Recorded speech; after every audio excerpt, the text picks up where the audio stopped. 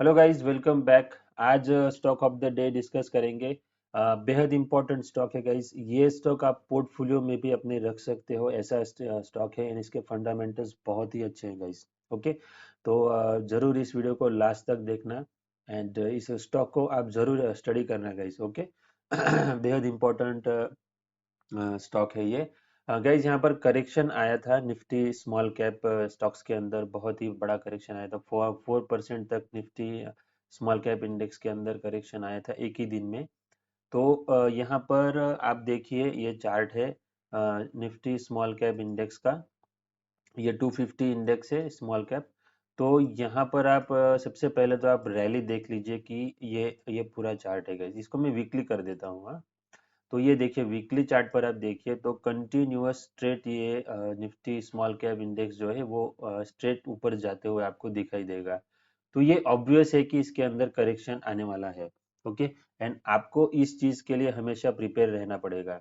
Okay, and अगर आप weekly chart पर देखेंगे तो अभी ये इवनिंग स्टार पैटर्न बना हुआ आपको यहाँ पर दिखाई देगा निफ्टी स्मॉल कैप 250 इंडेक्स के ऊपर।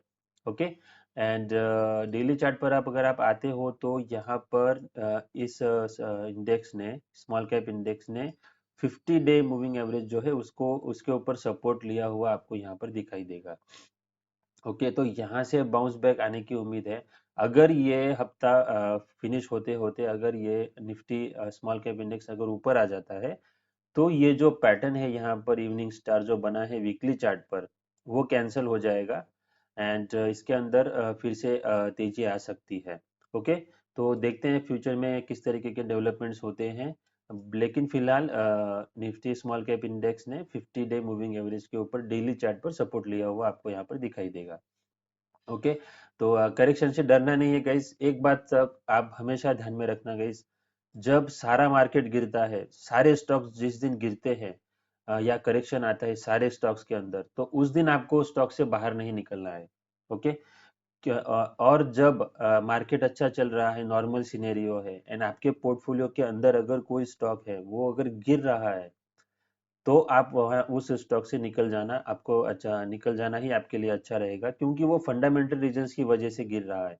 एंड अगर सारी की सारी मार्केट अगर यहाँ पर गिर रही है, सारे स्टॉक्स यहाँ पर करेक्शन गिर रहे हैं एक ही दिन में, तो उस दिन आपको बाहर नहीं निकलना है, क्योंकि वो मार्केट के साथ गिर रहे हैं, उनके अंदर फंडामेंटली प्रॉब्लम नहीं है। अगर मार्केट अच्छा चल रहा है एंड अगर आपके पास अगर कोई स्टॉक है तो एंड वो गिर रहा है, आपके सपोर्ट लेवल को तोड़ रहा है, तो हमें उससे निकल जाना चाहिए। ये बात बहुत इंपॉर्टेंट है, प्लीज इस बात को ध्यान रखना, लिख के रखना। ये सबसे इम्पोर्टेंट बात होती है एंड हम इसी बात को भूल जाते हैं जब मार्केट गिरता है। तब तब हमें अपने आप को बोलना है कि नहीं, सारे स्टॉक्स गिर रहे हैं इसलिए मेरा भी स्टॉक गिर रहा है तो मैं निकलूंगा नहीं। आपको डटे रहना है, तो ही आप यहाँ पर मल्टी बैगर रिटर्न्स कमा सकते हो, क्योंकि मार्केट में रिटेल इन्वेस्टर्स या हमारे जैसे इन्वेस्टर्स को बाहर निकालने के लिए ही शार्प करेक्शंस आते हैं। ओके, तो इस बात को ध्यान रखना गाइस। दूसरे इम्पोर्टेंट एक अपडेट देना है। हमने चार्ट ऑफ द वीक के अंदर 11 फरवरी 24 को अंबर एंटरप्राइजेस को कवर किया था। उसके अंदर तब ब्रेकआउट आया था एंड ब्रेकआउट देने के बाद स्टॉक रिटेस्ट कर रहा था, लेकिन इसने अर्निंग्स की वजह से शायद यहाँ पर गैप डाउन ओपनिंग दे दिया है। ओके, एंड ये जो गैप डाउन, इतना बड़ा गैप डाउन ओपनिंग दिया था, उसके बाद इसने अपने सपोर्ट लेवल को तोड़ के नीचे ट्रेडिंग करना स्टार्ट कर दिया है।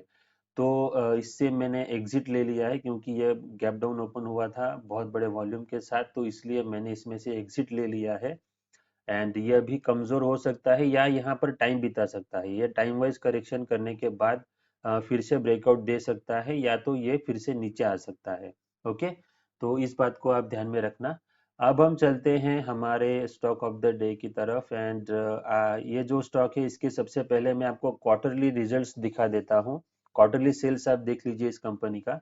देखिए गाइस, मार्च 2022 में 97 करोड़ की सेल्स थी क्वार्टरली, 23 में 110 crore, then 86 crore to 108 crore, then 116 crore to 130 crore, then December 23 में आप देखिए तो 180 करोड़ से इंक्रीज होकर के 193 करोड़ तक कंपनी की सेल्स इंक्रीज हो चुकी है। सो कंपनी का बिजनेस बहुत ही शानदार चल रहा है एंड प्लस आप यहाँ पर ऑपरेटिंग प्रॉफिट मार्जिन देखिए गाइस, 35% का ऑपरेटिंग प्रॉफिट मार्जिन है। मतलब ये कंपनी 100 रुपीज का बिजनेस करने के बाद 35 रुपीज एज अ प्रॉफिट कमा रही है।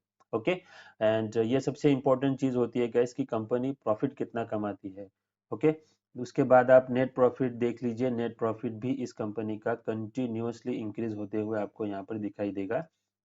ठीक है, 39 करोड़ टू 41 करोड़ यहाँ पर हो चुका है। ओके, उसके बाद आप ईयरली सेल्स देखिए प्रॉफिट एंड लॉस स्टेटमेंट के अंदर।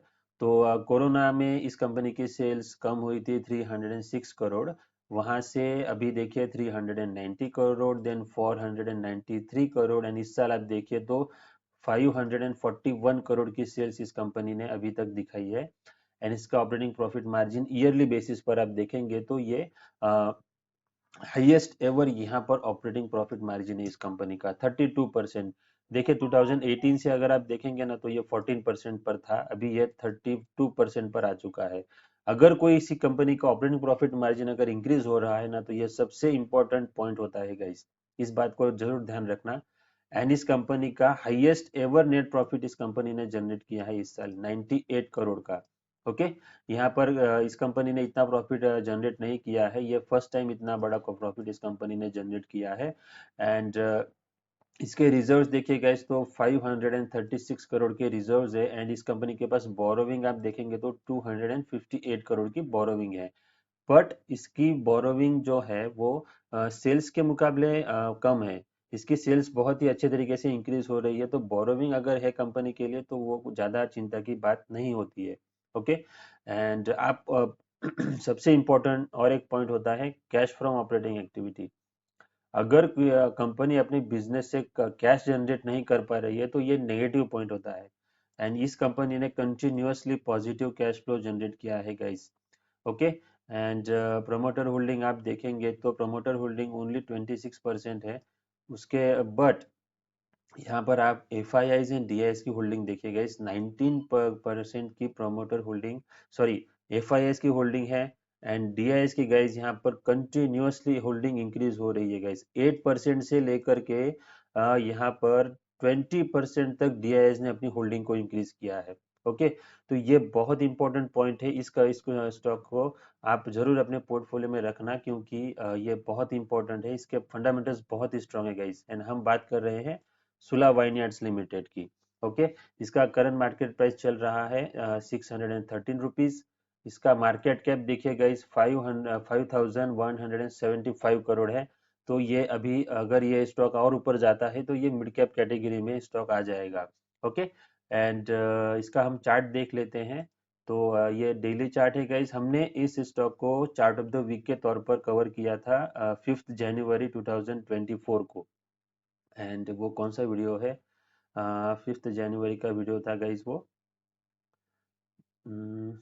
यस, यहाँ पर हमने इस वीडियो में हमने इसको कवर किया हुआ है। तो वहाँ पर भी आप देख सकते हो। तो यहाँ से अभी ये स्टॉक जो है अपने करेक्शन कर रहा है। एंड इसने कल के दिन यहाँ पर बहुत ही अच्छी कैंडल, ग्रीन कैंडल बना करके यहाँ पर सपोर्ट दिया है। प्लस ये जो गैप था ना यहाँ पर, ये गैप यहाँ पर आपको दिख रही, वीक दिख रही होगी, तो इस वीक के जरिए यहाँ पर गैप भी फिल हो चुका है। ओके, एंड उसके बाद ये ग्रीन कैंडल बनी है तो ज्यादा पॉसिबिलिटी है कि यहाँ से सपोर्ट लेकर के ये फिर से ऊपर जा सकता है। अदरवाइज आप ये इम्पोर्टेंट है, इसलिए ये लेवल बहुत ही इम्पोर्टेंट है 523 रुपीज के अराउंड। उसके इससे नीचे आता है तो फिर थोड़ा सा ये थोड़ी देर के लिए कंसोलिडेट करेगा एंड फिर ऊपर जा सकता है। ओके, तो ये है हमारा स्टॉक ऑफ द डे सुला वाइनयार्ड्स लिमिटेड, बहुत ही इंपॉर्टेंट स्टॉक है, आप जरूर इसकी एनुअल रिपोर्ट एंड डिटेल में जा करके इसकी वेबसाइट पर जा करके आप फर्दर स्टडी कर सकते हो। बहुत ही अच्छा स्टॉक है गाइस। ओके, तो मेरी वीडियो को लास्ट तक देखने के लिए बहुत बहुत धन्यवाद। एंड हमने जो करेक्शन के बारे में मैंने आपको बात बताई है उस बात को हमेशा ध्यान में रखना। अगर सारे स्टॉक्स गिर रहे हैं तो सारे स्टॉक्स अच्छे फंडामेंटल वाले स्टॉक फिर से ऊपर आ जाते हैं अपने अपने और उससे भी ज्यादा तेजी आती है फिर गाइस। ओके, तो इस बात को जरूर ध्यान रखना। Okay, so thank you very much and happy trading guys।